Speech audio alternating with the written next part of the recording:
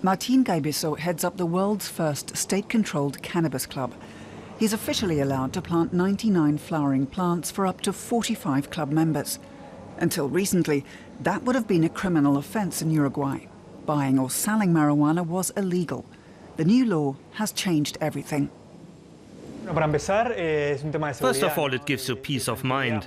3 years ago, it was common for growers to go to jail or to face huge legal problems if they had 5 or 10 plants for their personal consumption at home.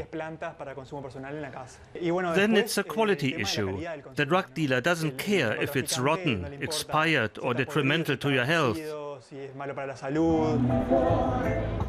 Uruguay did allow small amounts of cannabis for personal consumption, but everything else was banned.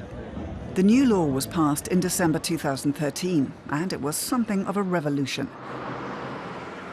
Now the state regulates the production, trade and sale of cannabis. Everything is coordinated by the National Drug Board.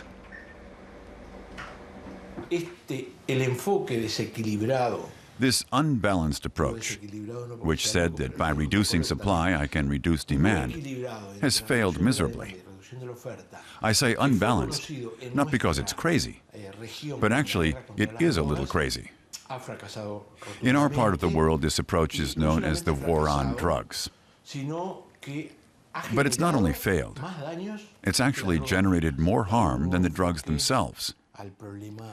So we want to take a new approach to the drug problem. Specifically, we want to break the illicit market and one of the drug trafficking legs. But at the same time, we also want to preserve some rights.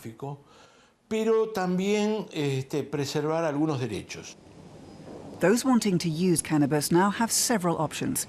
Either they become a member of a club, or they can grow up to 6 plants of their own. And soon, they'll also be able to buy up to 10 grams a week from a chemist, but only if they are registered as a user and are 18 years old. Uruguay has produced a genetically modified cannabis plant, enabling them to determine where plants have come from.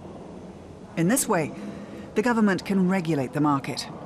Only 2 companies are licensed to grow the cannabis. Only 2 of us so far have licenses. We have to produce 2 tons each. The government already knows that more licenses will be needed, and probably the stock will soon run out. I immediately saw this as a dream opportunity. If Uruguay is smart, it could develop an industry where others might follow, such as Chile, or Colombia, or Mexico.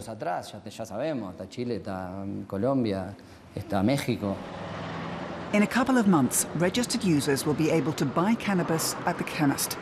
1 gram will cost the equivalent of €1, a price that illegal drug dealers won't be able to compete with. And as all users have to be registered, there'll be no point in tourists making drug trips to Uruguay. Still, many are skeptical. There's a legal vacuum, because while demand exists, there is going to be supply. There's a huge demand from tourists. Still, the government is convinced it's on the right track, but the authorities are not expecting wide support from the international community. There are international entities, countries and regions that ignore scientific evidence and remain convinced that a world free of drugs is the best option. So they can't understand how Switzerland, for instance, dispenses heroin to Swiss citizens who prove resistant to all kinds of treatment, and they look with horror at Uruguay and other countries who seek to regulate the market in a different way.